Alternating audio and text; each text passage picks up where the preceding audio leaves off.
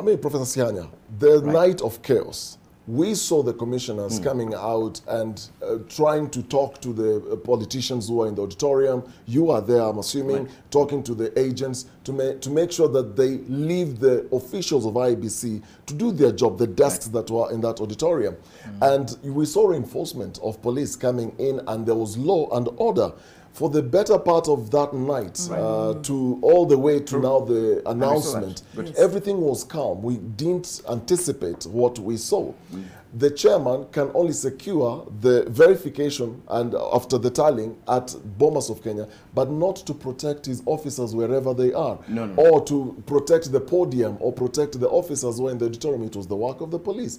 So to be fair, are you agreeing with what Professor Omenya is saying, that Wafula failed in leadership on that end? Absolutely, 100.01%. Because of this, really, let's take it this way. That 100.0 is his own maths. So let's take it this way. We are dealing with a very serious matter, three-pronged. Number one, there is this, I want to also join Professor Menya and all of us in saying that it's really unfortunate that electoral officials from IBC, Chris Musando, Mr. Musyoka, have lost their lives in the course of duty. There's simply no excuse, no reason for that. Regarding the violence, etc., etc., again, we are not saying that the violence was absolutely justified, etc., and that completely excusable. We have never said that. But let's not try to build a dichotomy where the one doesn't exist, a duality, some kind of a binary system. That the fact that, the 3 points I want to make is this.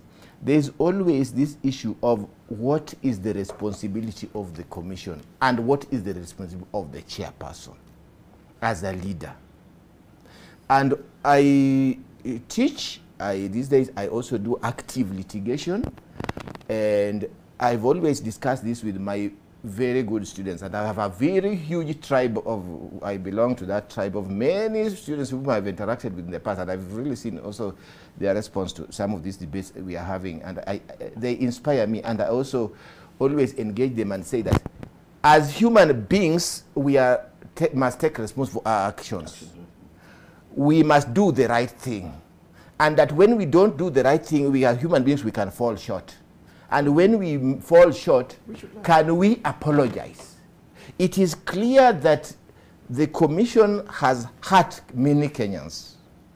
And let's not slight this issue. What are we talking about?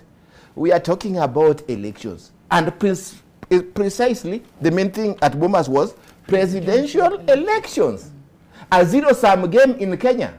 A winner takes all.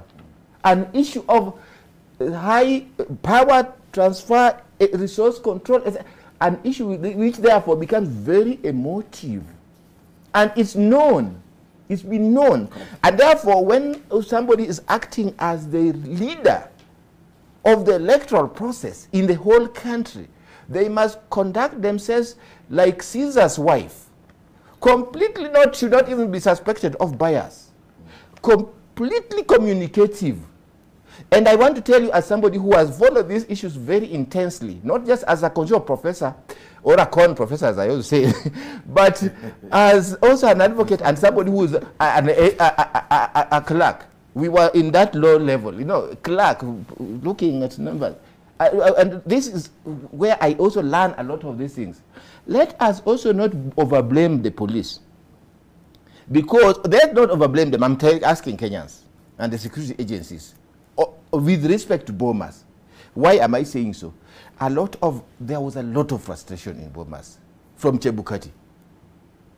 And the Kenyan frustrations were now being also landed on us. Bomas was tense. No, Prof. And the bias was so clear and so obvious. Prof, you're saying Chebukati was biased. You're saying there were frustrations. Just name, what were the frustrations? What were the biases? Okay. I can give you many examples. You ask Mr. Chebukati, actually through his staff directly or indirectly. Well, why don't these, why don't these figures add up, etc., etc. They tell you that they'll give a response much later. You are on a desk. Some of the agents have been called to a desk, and the work is proceeding. The agents for Azimio have not been even informed. Sometimes the communication issue is a substantive issue, by the way. That's an example. Because sometimes you are told, we are starting this constituency here now. They only have informed one set of agents. The other ones, they have not. When you come there, they say, but we have started and we are moving on. You make a complaint through the process. There is no response. You are on a table. Even after doing the telling using the computer, and which should be shut and taken up, the computer is still open when some agents leave to go to another desk, etc. There are so many which showed bias. And then the second point, therefore, I want to say that you have a very non-responsive chair. Who, and by the way, nobody is saying that Chebukati should be the one communicating all the time. No. But he is the chair. He should make sure that it is done. A lot of this is about making sure that the work is done, rather than, we are not saying that he has to do everything, but making sure that it's done. But whenever complaints even reached him, and we are aware they reached him, not much was being done. So you're saying it was partisan? Absolutely, and even from the word go, I think, and he was being praised by the beneficiaries of his partisan behavior.